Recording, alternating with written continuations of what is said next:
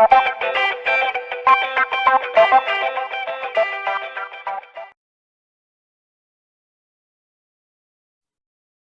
is a video I never really thought I was going to make. It's about the invasion of Ukraine by the Russians. And it's hard. I'll be very honest with you. I've been in contact with some of the people I know in Ukraine today, hoping and wishing them the best, having no idea what's going on. I've been reading the story of one of the Americans trying to get out of Ukraine who had stayed and had family there and is trying to get to Poland now, bringing family and pets and all of the things that come with trying to get out of a country and under martial law in the midst of conflict. Just so you know, I am in Poland. I'm up here, kind of at the very top of the map behind me. So I'm not in Ukraine. I'm in a NATO, EU country.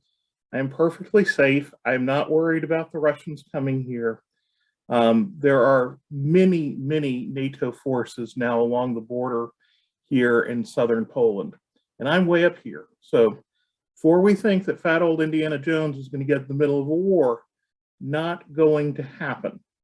I wouldn't run fast enough if the Russians came and got there.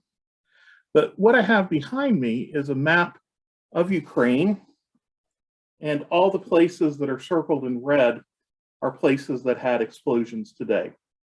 I talked to my landlord in Kyiv, and she told me that they had had bombs going off at 5 a.m. this morning, and that she and her two boys were sheltering at their home. They don't live in the city, and that they were safe. But as I said, I really didn't hope, I hope that you wouldn't have to live through this. And she reminded me that she was born in Transnistria, which is part of Moldova, during the civil war there 30 years ago. And so explosions, wars are not totally uncommon to the people here. That's, of course, part of my research here. It appears that Mr. Putin is intent on at least subduing Ukraine, if not occupying Ukraine. I'll do a video in a little bit about a protest I saw in Kyiv before I left to tell you a little bit more about what I think the difficulties would be in actually trying to occupy Ukraine. If I move around maybe a little, you can see Ukraine is a really big country. And in fact, besides Russia, it's the largest country in Europe. And so there's lots of people that you would have to subdue. 80% of them don't want to be subdued. And that's a conservative estimate that 80% of them don't want to be subdued. There are even more. And the notion that Russian speakers are suddenly going to be happy that the Russians have arrived is really, really a false narrative. I know Russian speakers. I've talked to Russian speakers at the beginning of my research involved being with Russophones. The president of Ukraine is a Russophone. It is far-fetched to even assume that a majority of Russian speakers would welcome a Russian invasion.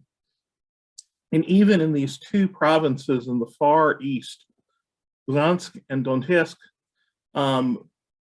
it would be hard to see those provinces as being thrilled, majority of citizens in those provinces being thrilled with Russian occupation. There will be some people there that would be happy about it.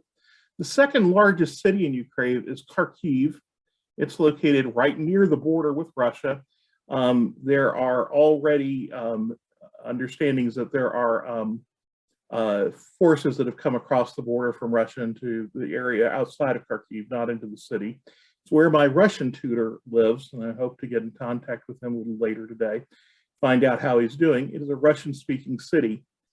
And I can tell you the protests in Kharkiv have been strong and robust, and there is not strong sentiment that Kharkiv would like to become a part of Russia. Dnipro, Zanesveda down here, lean the other way. These are cities where Fulbrighters were until a month ago. These are not places where there is strong Russian sentiment. The majority of the population speaks Russian as a common language, but the people don't want to be occupied by the Russians. And this is where the scenario might be most positive. The further to the east you go, to Kyiv, which is definitely not interested in Russian occupation, and into Western Ukraine, the opposition becomes even more profound to Russia. So that's one thing that will be difficult to occupy Ukraine. Invading Ukraine, causing infrastructure damage in Ukraine is certainly possible, causing great fear amongst the people, wielding power of the Russian state, perhaps even establishing an independent or an annexed situation for Donetsk and Lugansk is a possibility. I think that's certainly something that could happen. Long-term occupation of Ukraine will be quite difficult. The United States, which has been in long-term occupations in Iraq and Afghanistan recently, will understand that the people do not want to be occupied, and that would be true of the Ukrainians as well. I don't talk to Mr. Putin on a regular basis. He doesn't tell me what's in his mind. I have to say that I'm impressed that our president stood firm when many people called him a chicken with his head cut off in the rain, and that he was crying the sky was falling, and he seems to have been 100% on the money, and probably has done a great service to the rest of the world and to Ukraine itself to be ready for the invasion. The Ukrainians were not taking the threat seriously, I can tell you that. Even up to a week ago, the threats were not being taken very seriously. But the government became much more actionized in the last week. The president began to realize that there really was a very real threat from Russia. I don't know how this plays out on the world stage for Mr. Putin. I know that strategically, this moment is perhaps the best advantage he's had in trying to do something like this. One is the world is recuperating from COVID-19. And so there's a lot of disarray and unsettled natures of the world.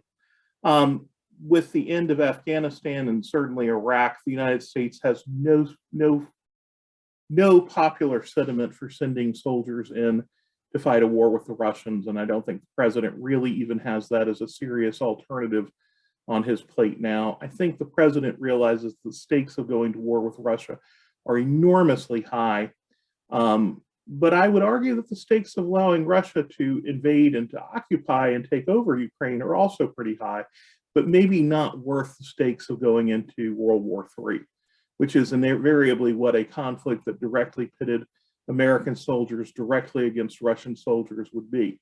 It would be World War III, and we don't want that. No one wants that. I am hoping the sanctions will be effective in pushing the Russians back. I am hoping that after some military success and an ability to say, look, I can put my thumb down on you, I can put the stranglehold on your neck, that Mr. Putin will decide to go and leave most of Ukraine. I don't know that will happen. Don't know what Mr. Putin is thinking at this point and what his objectives are.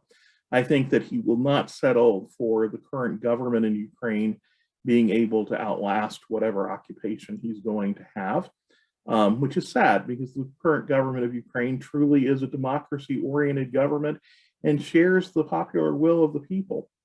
And it is a sign of a repression against democracy as much as anything else. And that's very unfortunate to me. I can tell you that the Russian media is giving out propaganda. I watched a clip on RT television, which is Russia Today. It is a propaganda wing of the Kremlin. If you watch RT, just be prepared. This is propaganda. This is heavily edited and focused by the Ministry of Foreign Affairs of Russia. And they have a definite interest in scoping out how we consume news. There is no evidence of Ukrainians being the aggressors in this conflict. There is no evidence of a genocide in eastern Ukraine against Russian speakers. That there's just absolutely no evidence of it. You'll hear a couple of other things that come out from the propaganda machine from Moscow. One is that there will be an accentuation of neo-Nazis and fascists in Ukraine and their strength. And it's something I will talk about later in a vlog on this part of the world. It was something I was planning to do. It is the dark side of Ukrainian nationalism, that there is a ultra-nationalist movement in Ukraine, strongly anti-Russian, but also has roots that can be traced back to collaboration with the Nazis 70 years ago. And it is something that is difficult to talk about, I think, in Ukraine, because while anything for many Ukrainians other than the Russians is beneficial, collaboration with the Nazis has a very different meaning for those of us who live in the West. Now, I also think you need to know that the Russians under the Soviets under Joseph Stalin had starved to death 6 million Ukrainians in an event called the Holodomor in southern Ukraine. And starving to death farmers on their farms is at least somewhat akin to what I think we see in the Holocaust. Doesn't mean they're equal, because I think no travesty of this sort can be equal to another.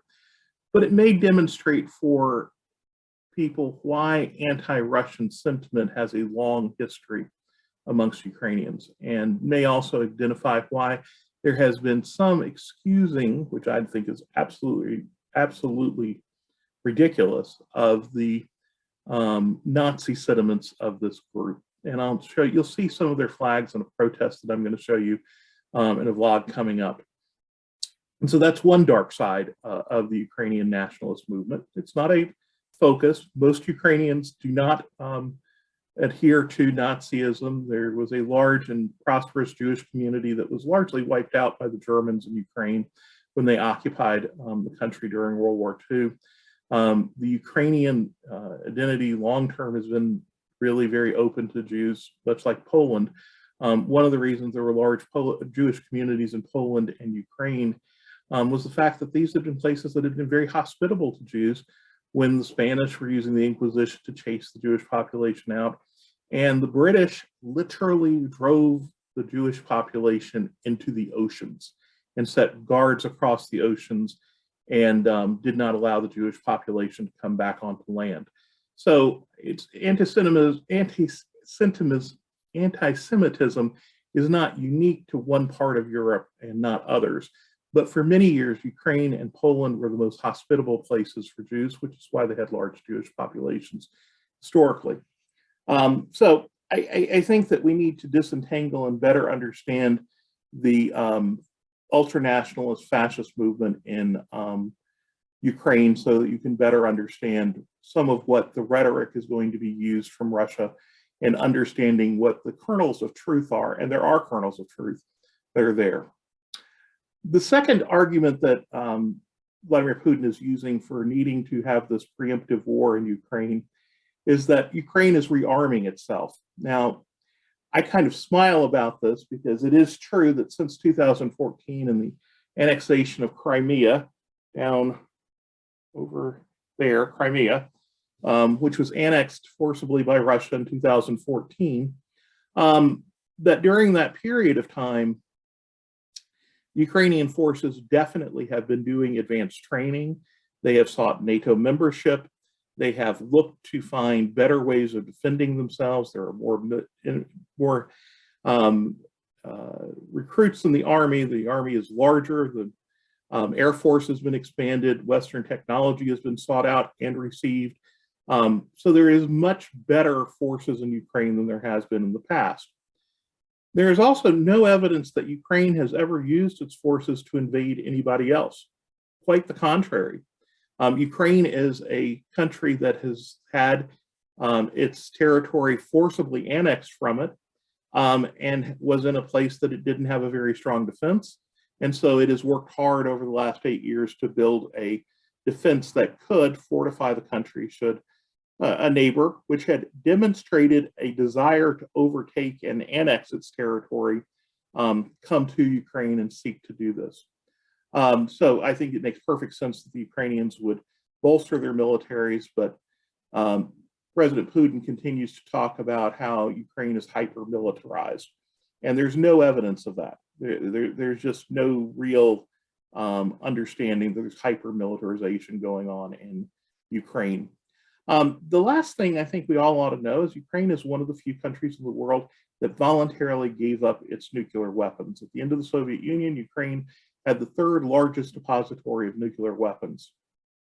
And there was a conference at Budapest in 1994 where the United States and European countries and Russia agreed that if Ukraine would give up its nuclear arsenal, that we would all come to its aid should its sovereignty ever be threatened. And so in 2014, when Crimea was annexed, nobody came to the aid of Ukraine.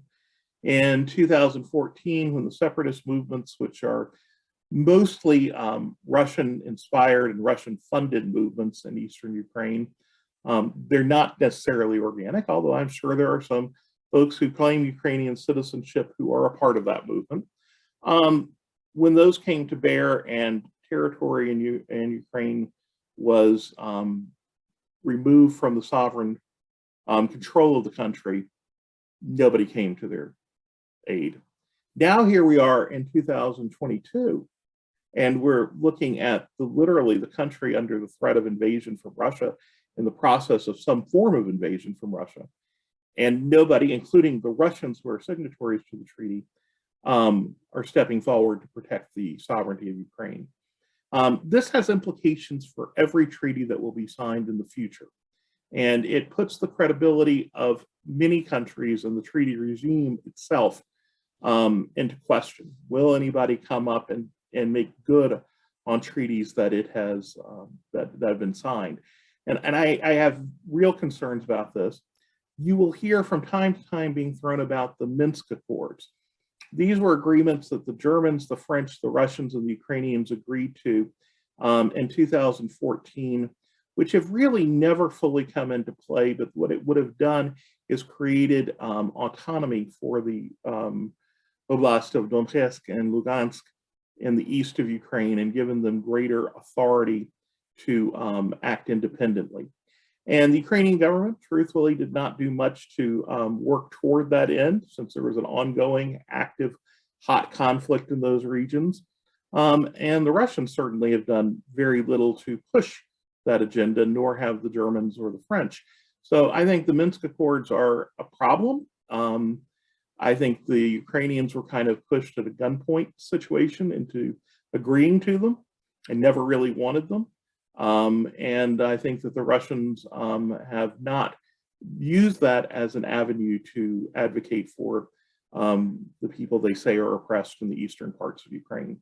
And I say that not trying to diminish what may be a true independence movement or people that are truly independently minded in eastern Ukraine.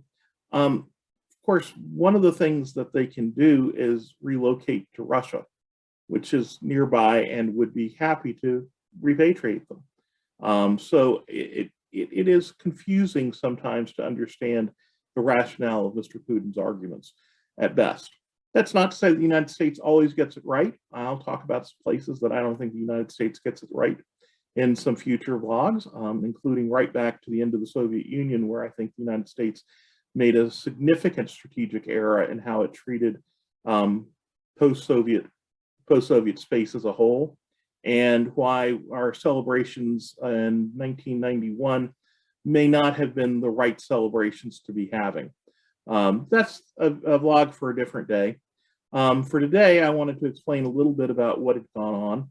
Later this afternoon, I'm going to release a vlog which will be mostly instrumental with some pictures showing Olivia and I's day of departure from Kyiv. It's emotional for me, and it's especially emotional today as I think about the people who are living in Ukraine and having to endure this situation, none of whom asked for it. And really all they wanted is to live in a free and independent country and determine their own futures, as they had been seeking to do for 30 years, struggling and finding it difficult with horrid economic conditions many times, difficult and hostile neighbor, and yet they persevered. And there's something magnificent about the Ukrainian spirit in that sense. And I will give you those pictures later on this afternoon in my next vlog release. But this one is about what I never thought would happen. I never thought Russia would actually invade Ukraine. I thought I lived in 2022 and that people didn't invade other countries, especially what we would see as in the European sector. Perhaps that was really mistaken on my part. And I will hope and pray that this will end fast and peaceably as possible with as few lives lost as can be.